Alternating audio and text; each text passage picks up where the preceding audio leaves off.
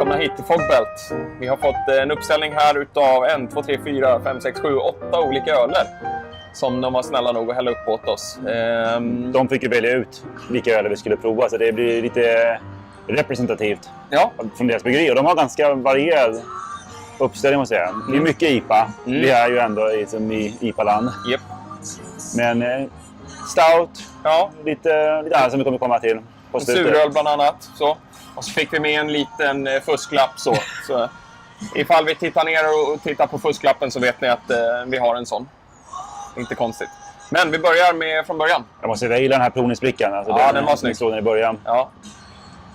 Och då är det ljus, trevlig, en Atlas Blonde Ale.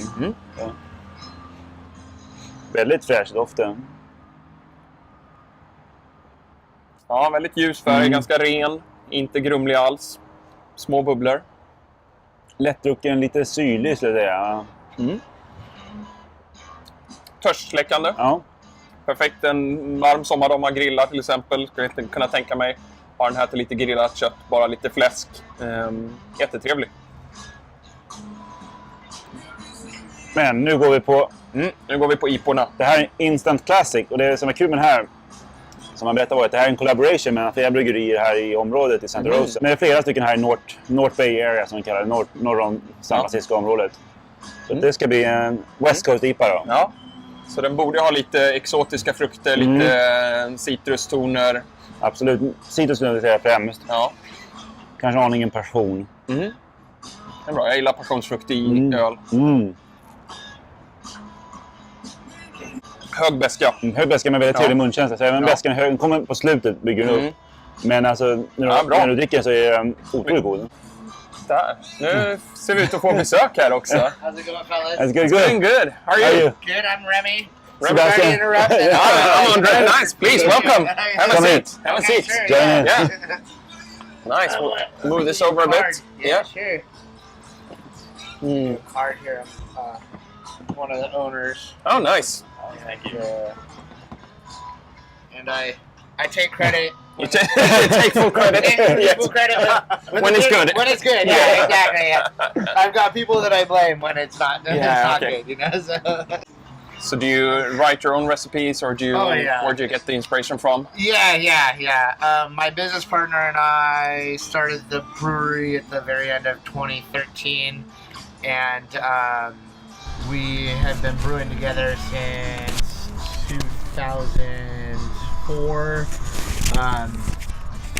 We both grew up in the wine industry. Oh, thank you. Yeah. We both grew up in the wine industry, so we did a harvest in New Zealand after we graduated from college, and we got assigned the graveyard shift, so we wound up working 7 p.m. to 7 a.m. Oh wow! 7 days a week. It was a small town, so there wasn't any bars open when we got off work at 7 o'clock in the morning. No, of course not. And you want a beer after you get off work, so we kind of just turned to home brewing. We went and we found some homebrew supplies at a local grocery store, and we started brewing. And then we came back to the United States after we got done traveling and harvest was over, and we started taking it a little bit more seriously. And then eventually I went back to school, and I went to UC Davis into the brewing program there, and then 10 years later we finally got it. That's nice. But you opened quite recently. Kind of beginning of 2014. So we just had our 4-year anniversary, and it's just been kind of constant growth. We've just been real just going grassroots. Upwards. I mean, I like to think so. Sometimes it feels like You forget the setbacks. Yeah, exactly. But we just sort of kind of had some private loans from family and stuff, and we never really had like a lot of money, and we've just been sort of growing the business, really sort of trying to grow it organically, grassroots, kind of getting a little bit more equipment, making things more efficient, and trying to make the best beer that we can. And I think you could do it your way instead of the investors really. Yeah, exactly. Yeah. So that's the great thing is that, you know, my business partner Paul, he's really smart, and you know, he's a great brewer, but he's also really good at you know, graphic design and marketing and compliance and acquisition, and so I kind of get like the fun job. I just get to like brew beers. make the beer, and just good. I get to kind of just do whatever I want, you know, and so we just kind of talk about what kind of beers we want to make with the team, and you know, we've been able to,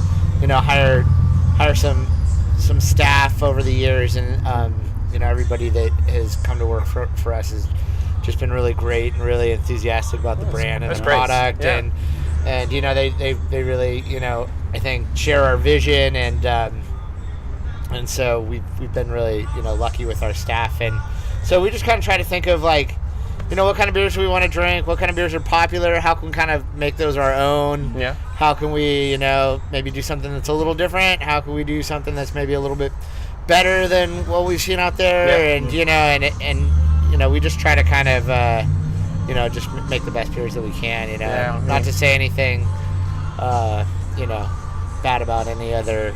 Other breweries. Of course not. We're gentlemen. Yeah. Well, it's a small community, and everybody in the community has been really gracious and thoughtful and helpful. Yeah, and that's nice. You know, when you start with a really kind of funky small brewery like the one that we have, you really want to have the help and support of your community, and everybody has just been nothing but nice to us. Oh, and that's great. And we're lucky to live in this area where there's so many really great beers being produced, and it's really starting to draw, I think, a lot of people to the area to try all the different breweries that are in the area. Absolutely. You know, like that's why we're here. Yeah, good. Yeah.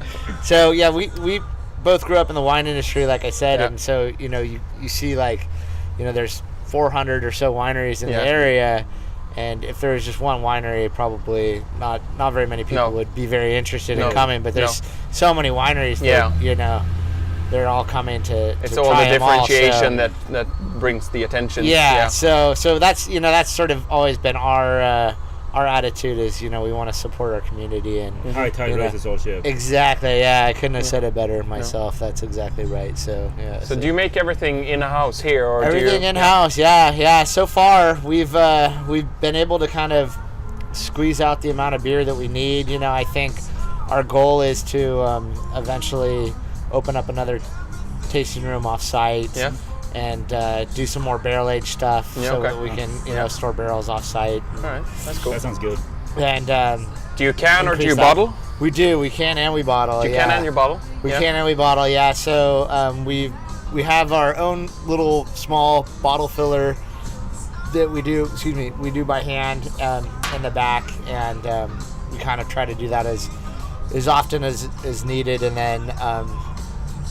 Every other month, there's a canning service that'll come in. Oh, okay. And they'll can, you know, a couple hundred cases of beer for you. Yeah. So we've been trying to do that at least every other month, you know, and, you know, just the more readily available our beer is, it's, you know, it's good to get that kind of exposure. And, you know, I bet. And so you can only sell so much out of the tap room. Oh yeah. But you export your beers to anywhere but this area? We are Sweden. Yeah. Not yet. I can put you in touch with the man you need to talk to. Yeah. But we're pretty much just in Sonoma County right now. We are getting kind of entering into the East Bay a little bit. Marin County. We're kind of in a few bars in San Francisco, but right now it's been keeping us pretty busy. Just trying to keep up with the demand here locally, you know. So yeah. All right. So what do we have in front of us here? Well, you wouldn't know because tell me. No. I can tell just by looking. Yeah. I just enjoyed the instant classic. Okay, great. Yeah, that was really good. Yeah, see, that's the exactly the type of collaboration that I'm talking about in this community. You know, we all sort of try to reach out and help each other. And our general manager here and the brewers over at Hen House, they sort of had this idea that they wanted to do something that was kind of representative of this area like a sort of an older style West Coast IPA, and they wanted it to be kind of the largest collaboration possible in this area with as many different breweries involved to sort of celebrate kind of the history and and kind of the original classic West Coast style IPA, and so we did that, and it's been a hit. I think we're all really happy with it. Our Atlas Blonde, I think, probably for me is the beer that maybe I'm most proud of that we do on a regular basis. Lighter beers tend to they showcase imperfections more. More readily, really clear and crisp. Yeah, so if you could make like a nice, easy to drink light beer consistently, I think that's something that we're really, really proud of. That's interesting because as a consumer, you often go to the more high-powered beers. Sure. You go to the stouts, you go to the IPAs, and you think, oh well, they can do this beer really good. Then they must be a really good brewer. But you're saying it's the other way around. It is. Yeah, you can be a really great brewer and just make stouts and porters, and as long as you know what you're doing and you're making them correctly. But I think most brewers would concede that a lot of times the imperfections are much more obvious in sort of a lighter beer that's Can't hide it. you can't hide it as much. So I'm really proud of the blonde. That being said, I'm drinking our IPA most times, or IPA or double IPA. Those are the kinds of beers that I enjoy drinking because I live in this community. Of course. And we want to have those beers available because they are so popular. And again, I like drinking them, so that's what we want to. We want to make the beers that we enjoy, drinking. So, the triple IPA, it's something we don't do all the time. We do it maybe twice a year. We kind of just started doing it at the end of 2015, I guess. So this is like the third time that we brewed it. So we're still not even. Oh, good. Yeah. I'm still not even sure how often we're going to be doing it. That's one of those beers that I enjoy drinking so much that I'm kind of really pushing. That maybe we get to brew more, but there's the whole kind of marketing value of the scarcity of a beer coming out.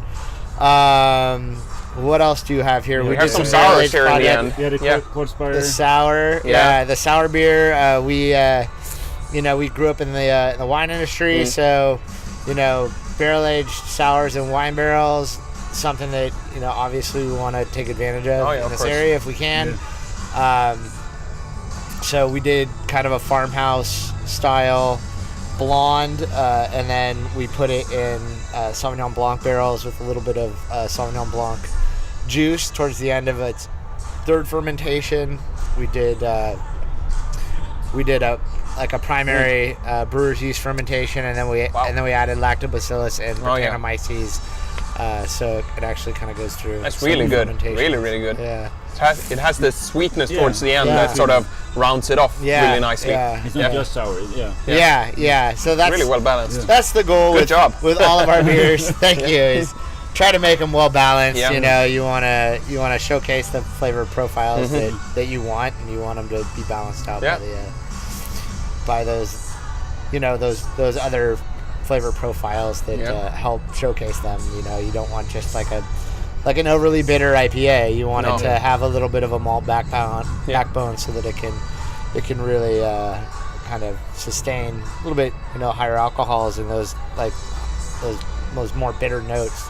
I personally feel like you need a little bit of that kind of malty sweetness and a little bit of that mouthfeel if we're gonna have an IPA that has higher alcohols.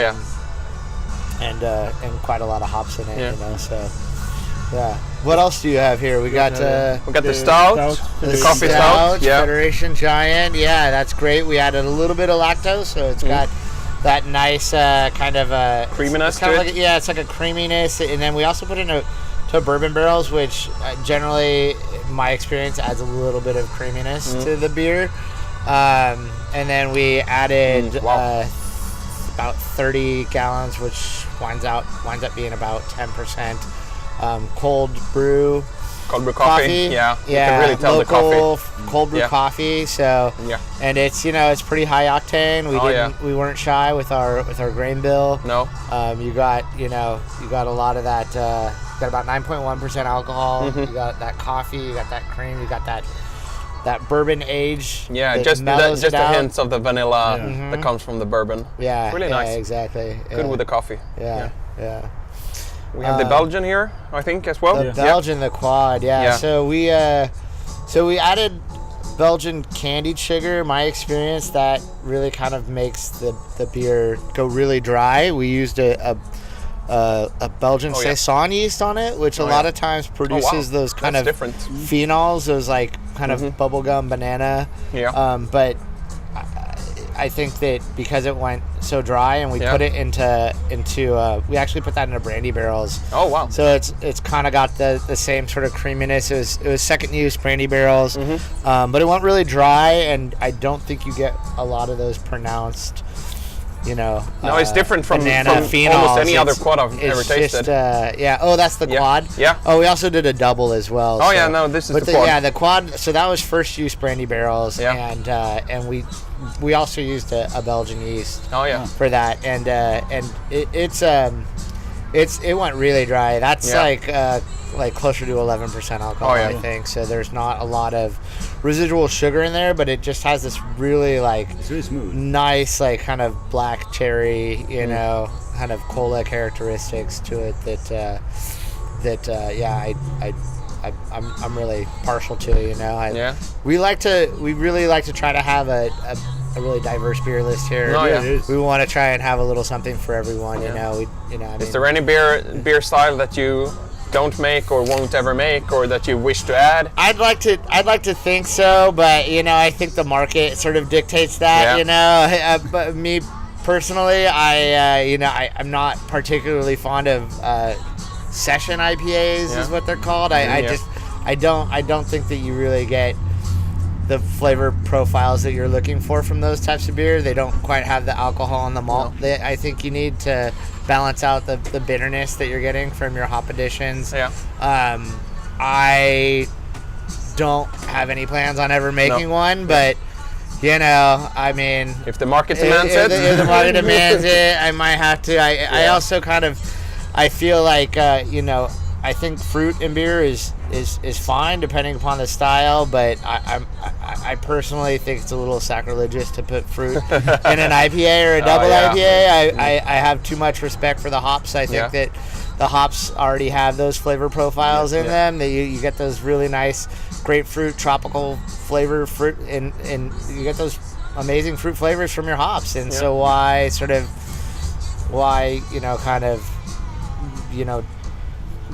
perform that kind of detriment to a product that's already really great? Why not just use some better hops or some more flavorful hops? Why put fruit into them? So those two styles in particular, to me, I would like to think that I won't ever make voluntarily, but if somebody pays you enough, if it gets insisted upon, eventually I don't want to be accused of being a sellout. I want to come right out and say that I will sell out if I have to. At least I'm honest. If the offer is good enough. Well, thank you so much for taking the time. Of course, very nice for to talking meet to you. us. Nice to meet you. Nice to meet you. Yeah, right. Yeah. You guys enjoy the rest of your stay in You will. Sonoma County. Thank you so much. It's in Swedish, but Yeah, but you can say you export all over the world. I'll pass this along to the right guy. So All right. appreciate it. Thank you very much. Thank you very much. Take care. Wow, vad snällt. Verkligen. Underbar, vilken härlig kille. Ja, riktigt skön. Och det är han som gjort alla öl. Ja, och också en utav grundarna till bryggeriet, så att superschysst. Och kul att få lite story bakom ölarna. Lite väldigt skön atmosfär här. Ja, det är så. Som han sa, alla inom ölvärlden och framförallt inom ett sånt här ganska litet område är väldigt måna om att hjälpa varandra. Och det märker vi också av när vi är här. De är väldigt öppna, väldigt trevliga, de vill hjälpa, de vill vara hjälpsamma. de vill dela med sig av det de... Man får hela tiden lite extra. Ja. Det är inte... Nej, de snålar inte. Nej, så är det. Så att, ja, vi provar väl färdigt det här och sen så får vi se vad som händer sen. Sen är det nog dags att luncha kanske. Men ja, tack för att ni tittade. Det blir ingen botten upp här, vi ska njuta. Nej, nu ska vi njuta. Ha det bra. Okej. Now we can just drink. How about that?